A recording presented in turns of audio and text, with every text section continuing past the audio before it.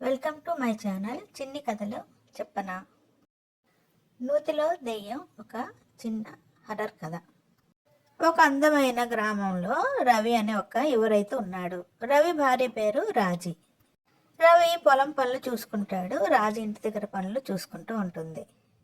వాళ్ళిద్దరూ ఎంతో ఆనందంగా ఆ గ్రామంలో కాలం గడుపుతుంటారు. రవి రోజు పొలానికి ఉదయాన్నే వెళ్ళి సాయంత్రం అయ్యేసరికి అడవి మార్గం నుంచి ఇంటికి వస్తుంటాడు. రవి ఇంటికి తిరిగి వచ్చే సమయానికి ఒక్కోసారి కొద్దిగా చీకటి పడటం మొదలయ్యేది. అందుకని లాంతర్ కూడా పట్టుకొని వెళ్తుంటాడు రోజు రవి పొలానికి. అయితే రవి చీకటి సమయానికి ఒక్కోసారి పొలం నుంచి ఇంటికి రావడం గమనించాడు రంగయ్య అనే ఒక ముసలి రైతు. రంగయ్య అనుభవం ఉన్న మూతబరి రైతు ఆ ఊరిలో.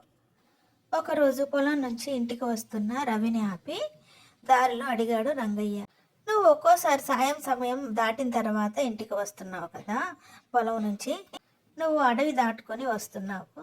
అడవిలో ఒక పాడుబడిన బావి ఉంది, అటువైపు వెళ్ళకు.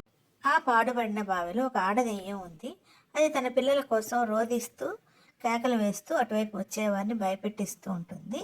నువ్వు ఇంటికి త్వరగా రావడం అలవాటు చేసుకో, చీకటి పడకుండా అని హెచ్చరించాడు రంగయ్య రవికి.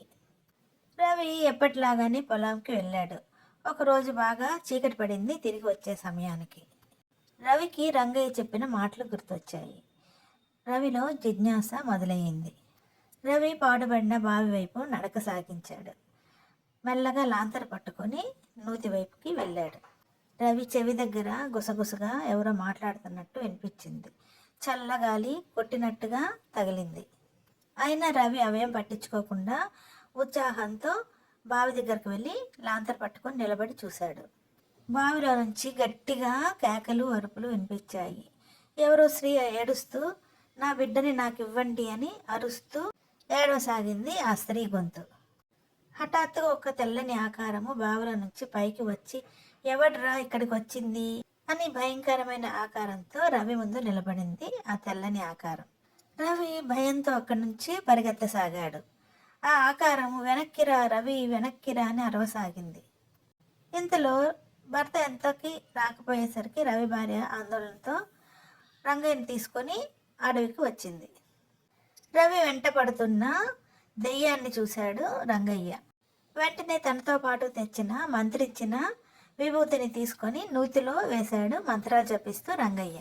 మంత్రిచ్చిన విభూతి రంగయ్య నూతిలో వేయగానే ఆత్మ భయపడుతూ కేకలు వేస్తూ బావిలోనికి వెళ్ళిపోయింది. రంగయ్య రవితో చెప్పాడు, ఇది తాత్కాలికమైనదే, ఇటువైపు రానే కూడదు మనం ఎవరు కూడా అని చెప్పి రంగయ్య రవిని రాజీని తిరిగి గ్రామం వైపు తీసుకుని వెళ్ళాడు. ఎప్పటిలాగే రవి పొలానికి వెళ్ళి తిరిగి వస్తూ ఉంటాడు. కానీ అప్పుడప్పుడు రవికి రాజీకి కూడా ఎక్కడ బావి చూసినా కూడా ఆ బావి నుంచి దెయ్యం వస్తున్నట్టుగా వాళ్ళకి భ్రమ కలిగేది. ఇలాంటి మరిన్ని చిన్ని కథల కోసం do like, share and subscribe my channel చిన్ని కథలు చెప్పనా.